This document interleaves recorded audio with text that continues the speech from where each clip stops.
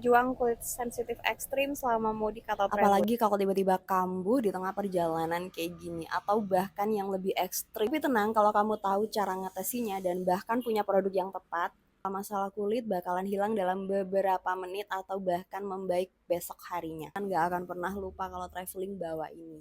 Pertama aku butuh sabun wajah yang seperti ini, meskipun nggak berbusa, tapi bener-bener dia tuh bersih, enak, bikin nggak ketarik kulit, dan dia aman di kulitku yang super sensitif. Yang kedua pelembab, aku butuh tekstur yang kayak gini, ini ringan tapi kayak dia itu kayak salep, jadi lembabnya tuh bener-bener awet dan langsung tepat sasaran. Bener dalam beberapa menit bisa meredakan masalah-masalah kulit termasuk dermatitis dan kemerahan. Produknya dari Labore, cepetan di capture. Ini memang spesialis kulit Kalau udah tahu sensitif ya. kulitnya sensitif dan punya masalah seperti di atas ini, kalian wajib punya dan bawa produk ini kemana-mana. Jangan sampai ketinggalan, biar kulitnya bisa tetap sehat. Next time kita akan review lagi ya. Bye-bye!